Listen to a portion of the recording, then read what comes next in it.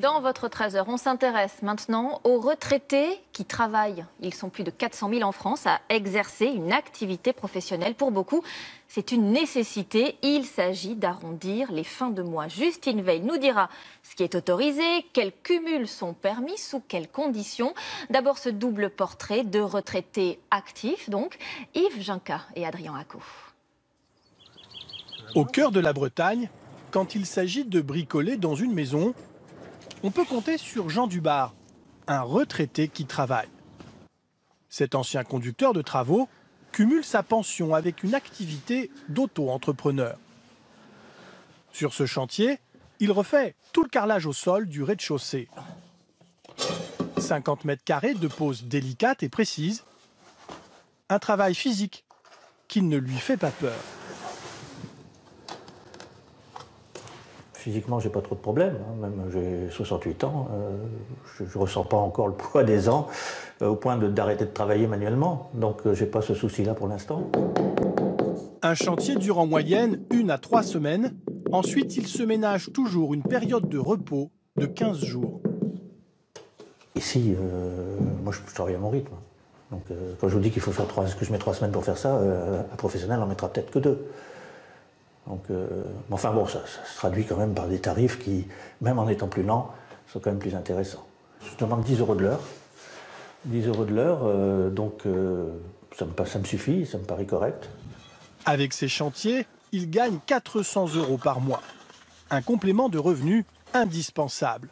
Lorsqu'il prend sa retraite il y a 7 ans, il doit faire face à une difficulté personnelle et doit souscrire un emprunt et rembourser 1 500 € chaque mois.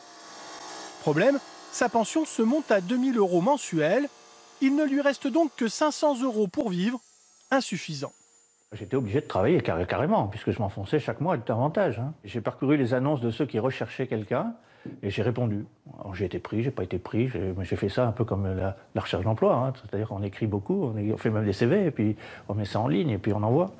Et puis ça a commencé à mordre un peu. Au bout de 2 ou 3 mois, j'ai eu une opération plus 2, plus 3. Au début, j'ai peut-être gagné 100 € par mois, mais puis après, ça a monté en puissance.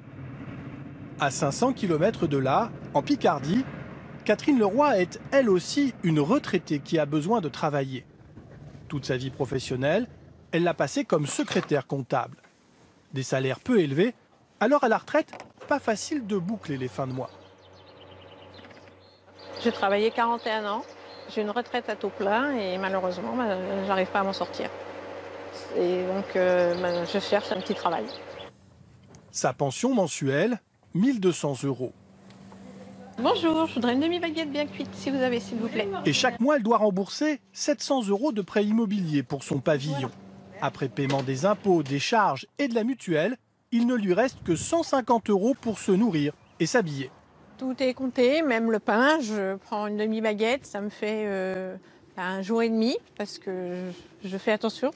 Et puis voilà, puis même si on veut s'acheter un petit gâteau, on regarde, mais c'est tout, on n'achète pas. Juste après avoir pris sa retraite il y a 2 ans, elle avait trouvé un poste de comptable. 10 heures par semaine dans une PME.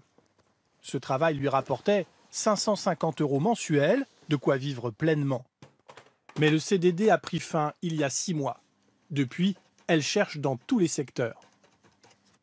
S'il faut aller servir dans un restaurant, faire la vaisselle, installer des fleurs sur un marché, des fruits et légumes. Moi, même travailler le samedi et le dimanche, ça me dérange pas. J'ai toujours travaillé, j'ai été habituée à ça. Cette situation, elle ne l'imaginait pas avant de prendre sa retraite, même si pour elle, travailler a aussi de bons côtés. On se recrée des collègues, et puis on discute, et puis on parle de choses et d'autres, et puis on boit un petit café ensemble, et il y a quelque part un petit peu de convivialité qui s'instaure aussi, quoi. On se sent moins seul. Pour trouver un emploi, ces retraités passent souvent par des sites internet spécialisés comme celui-ci. 175 000 seniors y proposent leur savoir-faire, surtout dans les services à la personne. Le profil type, ça va être souvent des femmes, en fait, parce qu'elles se sont beaucoup arrêtées sur cette génération pour s'occuper de leurs enfants. Donc elles n'ont pas forcément eu tous les trimestres nécessaires. Ou parfois, certaines se sont beaucoup occupées d'aider leur conjoint, leur mari qui était artisan, commerçant, voire donc elles n'ont pas été déclarées et donc elles n'ont quasiment même pas de retraite. En France, comme Jean Dubar et Catherine Leroy, ils sont plus de 400 000 retraités à exercer régulièrement une activité professionnelle.